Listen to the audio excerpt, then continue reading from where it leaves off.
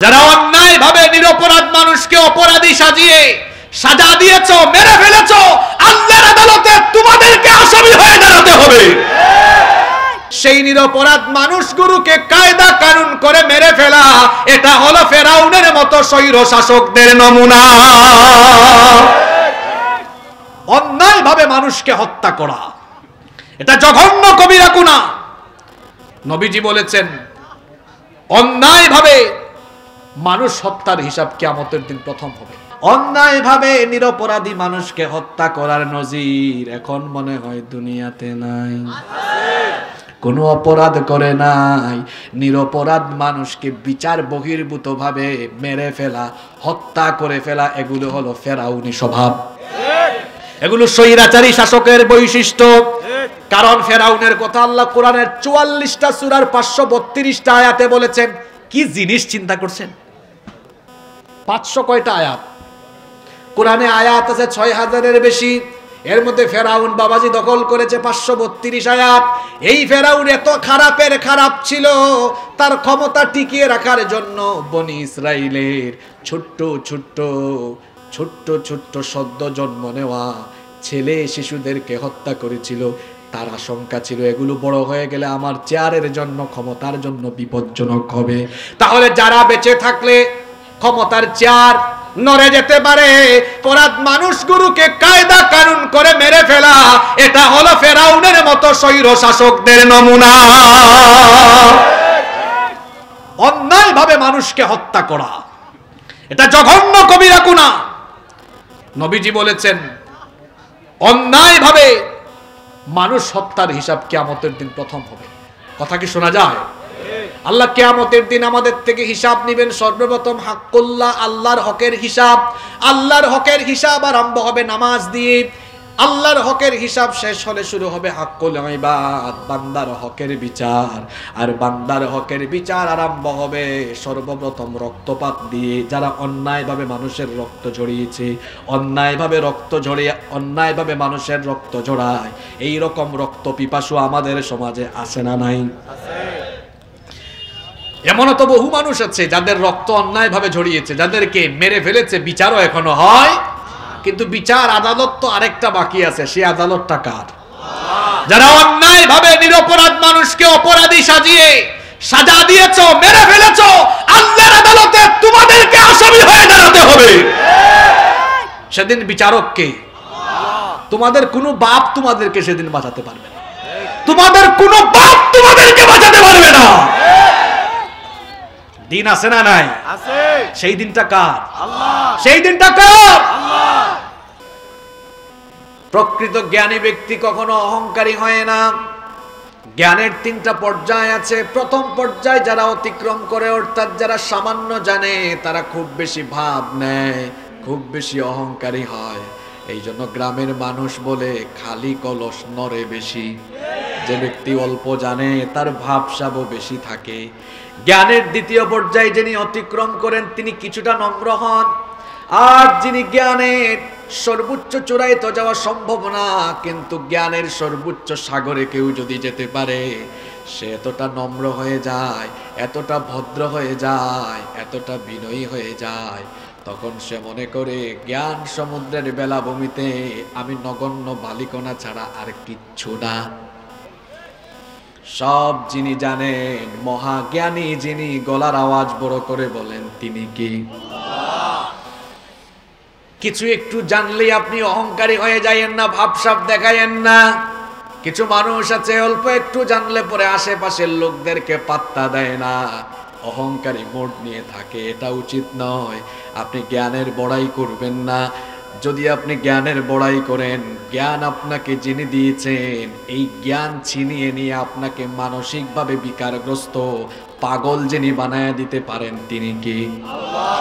এমন বহু মানুষ ঢাকা শহরে রাস্তাঘাটে দেখা যায়, যারা খুব জ্ঞানী গুণী ছিল কিন্তু হঠাৎ করে পাগল হয়ে গিয়েছে।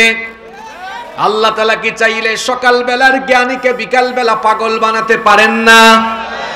অবশ্যই পারেন। এজন্য জ্ঞানের অহংকার করবেন না। টাকা পয়সা আছে বলে টাকা পয়সার অহংকার করা যাবে না। কারণ সকাল বেলার ধনীকে বিকাল বেলার রাস্তার ফকির যিনি বানায় দিতে পারেন তিনি কি? ক্ষমতা আছে বলে ক্ষমতার অহংকার করবেন না। ক্ষমতা হলো এমন স্বার্থপর এক জিনিস, এটা যতক্ষণ আছে ততক্ষণ দাম আছে, যখন নাই তখন কোনো দাম নাই। যখন ক্ষমতা আছে দেখা যায় এয়ারপোর্টে অবতরণ করলে চামচার কোনো অভাব নাই, এলাকায় আসলে দেখা যায় সামনে পিছনে চামচার অভাব নাই। আর ক্ষমতা যখন চলে যাবে, ক্ষমতা ছাড়া এলাকায় আসলে সামনে পিছনে একটা কুত্তাও নাই। কিন্তু আপনি যদি ক্ষমতা পেয়ে অহংকারী না হয়ে মানুষের সাথে মিশেন, মানুষের সুখে দুঃখে পাশে থাকেন, ক্ষমতা থাকলেও যেমন ইজ্জত থাকবে, ক্ষমতা চলে গেলেও দেখবেন ইজ্জত থাকবে। ক্ষমতা পেয়ে অহংকারী হয়ে যাওয়া, ক্ষমতা পেয়ে অহংকারী হয়ে যাওয়া, এটা হলো ফেরাউনের স্বভাব। ক্ষমতা পেয়ে অহংকারী হয়ে যাওয়া, এটা হলো স্বৈরাচারী স্বভাব, এটা হলো স্বৈরাচারী মোড। ফেরাউনের কথা আল্লাহ কোরআনে বলেছেন সূরা কসাসের মধ্যে, ইন্না ফিরাউনা আলা ফিল আরদ, নিশ্চয়ই ফেরাউন জমিনে উদ্ধতা আরম্ভ করেছিল।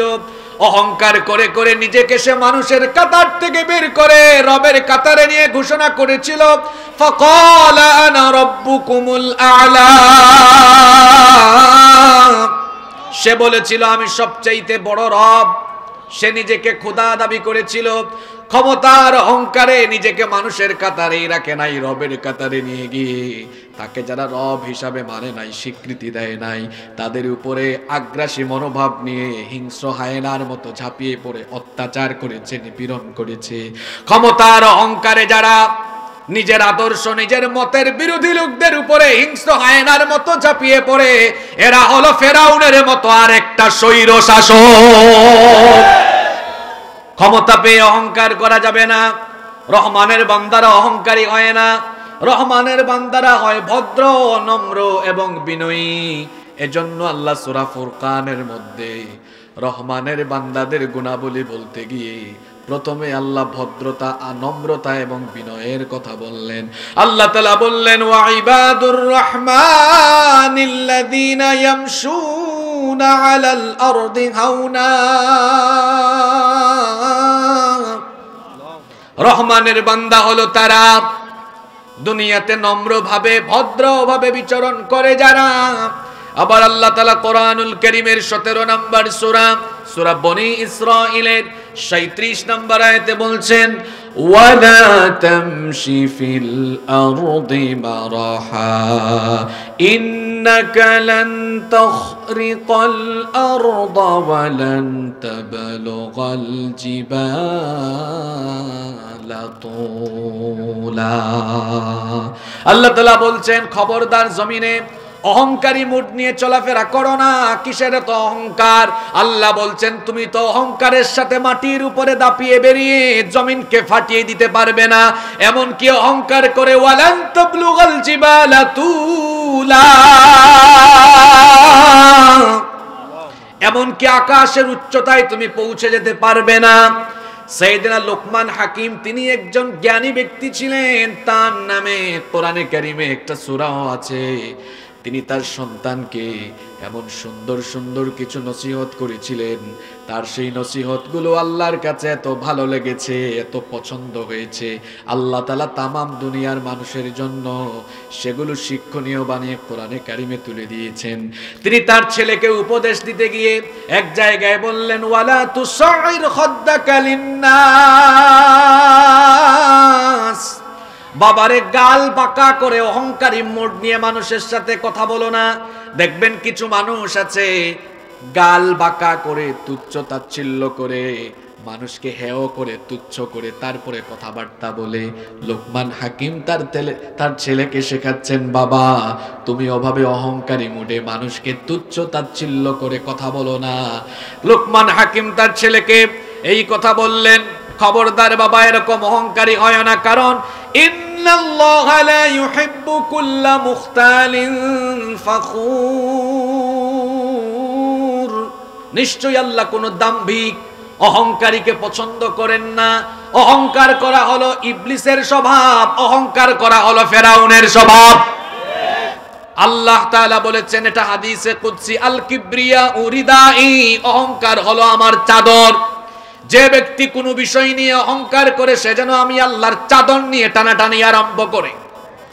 এজন্য খবরদার, কখনো কোনো বিষয় নিয়ে অহংকার করবেন না, জমিনে অভদ্রভাবে চলাফেরা করবেন না।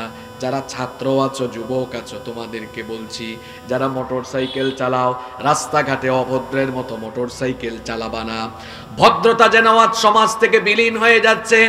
আমরা ছোটবেলায় দেখতাম বড় ভাইরা কিংবা চাচারা রাস্তাঘাটে থাকলে ভদ্রতার সাথে, বিনয়ের সাথে আমরা রাস্তা দিয়ে যেতাম।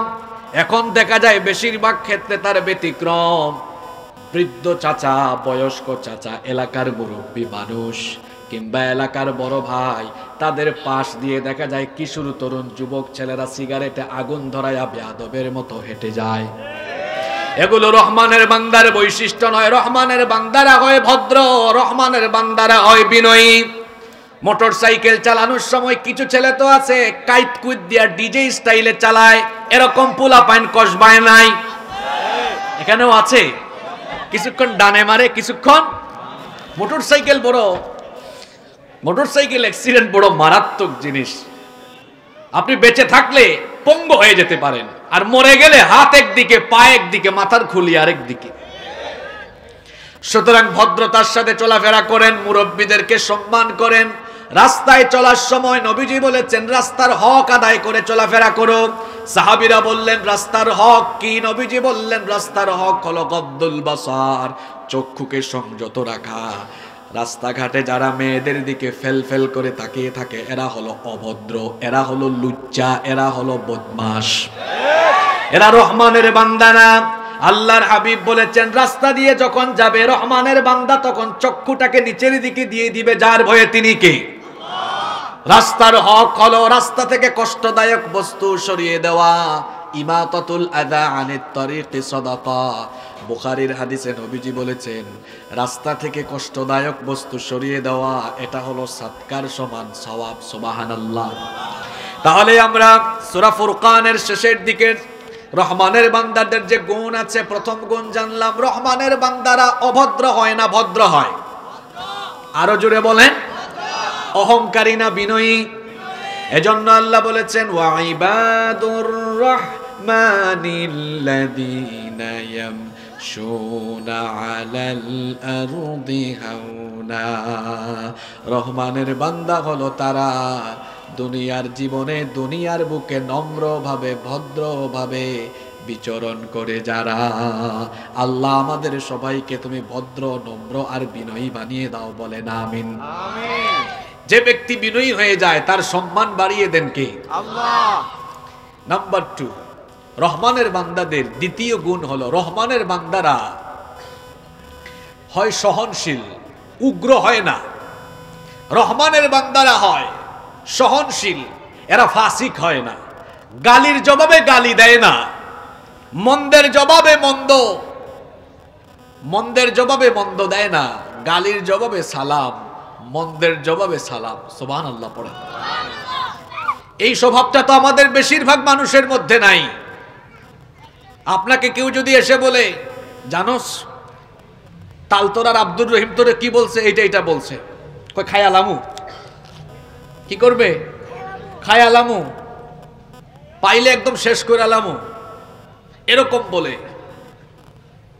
এটা শোনার পরে অথবা সে শুনেছে তার বিরুদ্ধে একজন বদনাম করছে, আপনি মন্দের জবাব মন্দ দিয়ে নয়, কসবাই যখন মুখোমুখি দেখা তখন বলবেন ভাইজান আসসালামু আলাইকুম, আসেন একটু দুজনে বসে চা খাই। আপনার এই সুন্দর জবাবের কারণে ও লজ্জায় পড়ে যাবে, আমি কার বদনাম করি, আমি কাকে গালিগালাজ করি, যাকে আমি এত গালিগালাজ করি, এত বদনাম করি, সে তো আমাকে পেয়ে গালি দিল না, আমাকে মানলো না, উল্টা সালাম দিয়ে আমাকে চা খাওয়াতে চাইছে। সুবহানাল্লাহ। এটা হলো আমার নবীর চরিত্র। আমার নবীজিকে কাফেররা গালি দিয়েছে, আপনারা কোরআন পড়বেন, কাফেররা বলেছে সাহির, কাফেররা নবীজিকে বলেছে কাযযাব, বলেছে কাহিন, বলেছে শাইর, নবীজিকে পাগল বলেছে, মিথ্যাবাদী বলেছে, জাদুকর বলেছে। কিন্তু আমার নবী গালির জবাবে একটা গালিও কোনোদিন দেন নাই। আমার নবীকে কাফিররা কষ্ট দিয়েছে, তিনি কষ্ট পেয়েছেন, কষ্ট দেন নাই। দুঃখ পেয়েছেন, দুঃখ দেন নাই। আমরা অনেকে নিজেকে আশেকে রসুল দাবি করি, কিন্তু নবীজির এই গুণটা আমাদের কয়জনের ভেতরে আছে? আপনাকে কেউ কষ্ট দিলে বিনিময়ে পেলে সালাম দিবেন, ভালো ব্যবহার করবেন, এটাই হলো রহমানের বান্দার স্বভাব। এজন্য আল্লাহ তাআলা পরের অংশে বললেন রহমানের বান্দাদের গুণ হলো ওয়াইদা খাতাবাহুমুল জাহিলুনা ক্বালু সালামা। রহমানের বান্দা হলো তারা জাহেলদের সম্মুখীন হলে জাহিলদেরকে সালাম দেয় যারা। এখানে জাহিল মানে অজ্ঞ আর মূর্খ বোঝানো হয় নাই। জাহেল মানে হলো এখানে ওই স্বভাবের লোককে বোঝানো হয়েছে যেই সকল লোকেরা জাহিলদের মতো আচার আচরণ করে। কিছু মানুষ দেখবেন শিক্ষিত হয়েও অশিক্ষিতের মতো কথা বলে। তার সবচেয়ে বড় উদাহরণ হলো আমার দেশের শাহরিয়ার কবির। সে যে ট্রান্সজেন্ডারের পক্ষে বক্তৃতা করেছে, তার উচিত কবির তার বাসায় গিয়ে তার বউকে বলা যে দেখো বউ, আমি এতদিন কবির থাকলেও আজকে থেকে আমি মনে মনে কবিরা। তোর বউকে এটা বলে দেখ, তোর বউ তোরে এক মিনিট থাকতে দিবে না, জুতা দিয়ে পিটায় বাসা থেকে বের করে দিবে। তাকে আমাদের মানুষ, আমাদের দেশের মানুষ কিশোর জানি কয়। আপনারাই কইছেন, আমি বললাম না। এটা মুক্তিযুদ্ধে অংশগ্রহণকারী একজন সেক্টর কমান্ডার, তিনিও বলেছেন ৭১ সালে পাকিস্তানি হানাদারেরা যখন আমার দেশের মা বোনদের উপরে নির্যাতন নিপীড়ন চালিয়েছে, আমার দেশের নিরপরাধ মানুষের উপরে গণহত্যা চালিয়েছে, মুক্তিযুদ্ধে অংশগ্রহণকারী এক সেক্টর কমান্ডার বলেছেন তখন এই শাহরিয়ার কবির পাকিস্তানি হানাদারদেরকে দেশি মুরগি সাপ্লাই দিয়েছে। এই কথা যদি সত্য হয়ে থাকে তাহলে উচিত ট্রাইব্যুনালে এই শাহরিয়ার কবিরকে সম্মুখীন করে এটা প্রমাণিত হয়ে গেলে যুদ্ধ